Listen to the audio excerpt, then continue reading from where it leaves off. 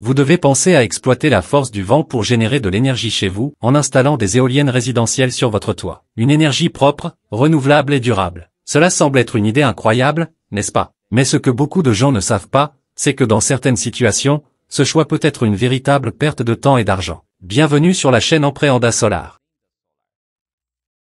Écoutez, mes amis, cela fait exactement 1 an que j'ai réalisé une vidéo sur ce sujet ici sur la chaîne, une vidéo qui a touché des milliers de personnes. Dans cette vidéo, j'ai expliqué qu'il existe une autre option pour générer de l'énergie chez vous en utilisant des éoliennes domestiques. Ces éoliennes sont vendues par diverses entreprises à travers le monde. Après avoir publié cette vidéo, je me suis rendu compte que les promesses faites par beaucoup de ces entreprises sont erronées et ne correspondent pas à la réalité pratique. J'ai commencé à enquêter de plus près et j'ai découvert qu'il y a beaucoup d'informations cachées qui ne sont pas partagées directement avec les gens. Je suis tombé sur de nombreux témoignages de personnes qui ont installé des éoliennes chez elles et ont été déçues par la suite, car elles n'ont pas fourni l'efficacité promise. C'est le cas de notre ami Ryan Fifpe d'Afrique du Sud. Ok, le test de l'éolienne. Elle tourne, elle produit probablement environ 300, peut-être 400 watts d'énergie. Maintenant, pour que cette éolienne produise les 2 kW annoncés, le vent devrait souffler constamment jour et nuit. Cela ne vaut pas le coup en Afrique du Sud. Je dois dire que cela ne vaut pas le coup. Nous avons trop de soleil pour qu'une éolienne soit efficace ou économiquement viable. Oui, je suis sûr qu'il existe des applications spécifiques où une éolienne peut valoir la peine, peut-être si vous ne pouvez pas installer de panneaux solaires sur le toit. Dans ce cas,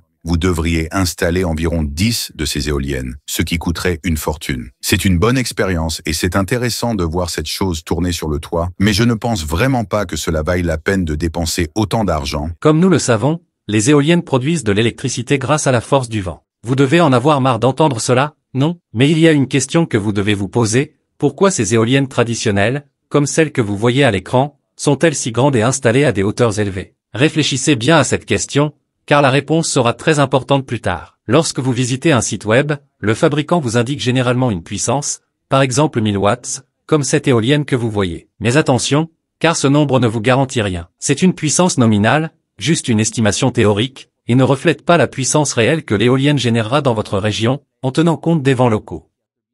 Mais saviez-vous que vous pouvez estimer la puissance réelle de l'éolienne en considérant sa taille et la vitesse du vent? Cette formule ici fait ce calcul pour vous. Pas de panique, vous n'avez pas besoin de mémoriser cette formule. Tout ce que vous devez comprendre pour le moment, c'est ce que signifie la lettre A et la lettre V.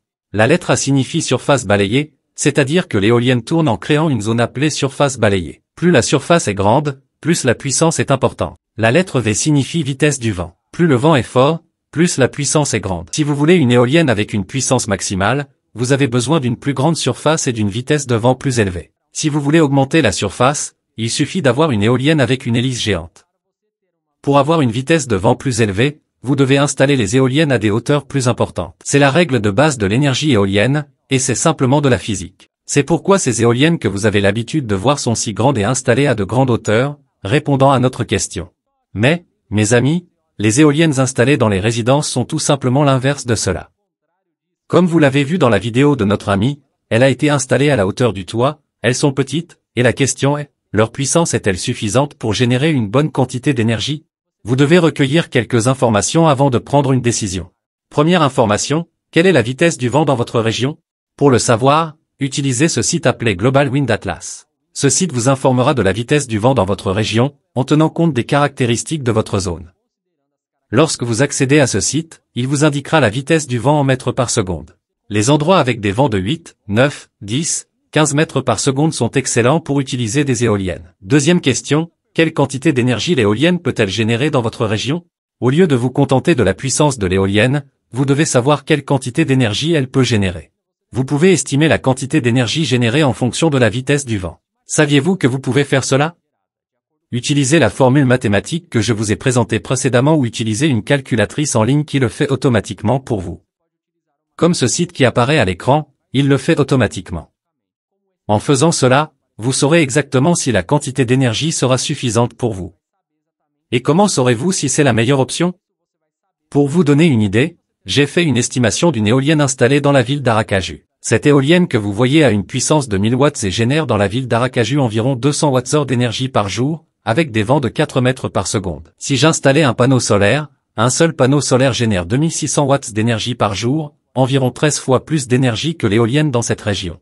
Mais, mes amis, la même éolienne, si elle était installée à Pernambouc, dans un endroit avec beaucoup de montagnes, j'ai trouvé des vents de 10 mètres par seconde. L'énergie générée par cette même éolienne était de 2200 watts, une quantité très proche de celle du panneau solaire. J'ai expliqué comment j'ai fait cette estimation en détail dans une autre vidéo sur la chaîne. Vous la regarderez plus tard, je mettrai le lien dans la description de cette vidéo. Ces données nous montrent à quel point la vitesse du vent est importante pour les éoliennes, et souvent, pour augmenter la vitesse du vent, il est nécessaire d'installer l'éolienne à des hauteurs plus élevées. Plus elle est haute, mieux c'est, car la vitesse du vent sera plus importante. La réalité est qu'obtenir des vitesses de vent de 9-10 mètres par seconde n'est pas très fréquent ici au Brésil, et installer ces éoliennes à des hauteurs élevées peut être assez coûteux. Bien sûr, nous ne devons pas écarter les éoliennes résidentielles.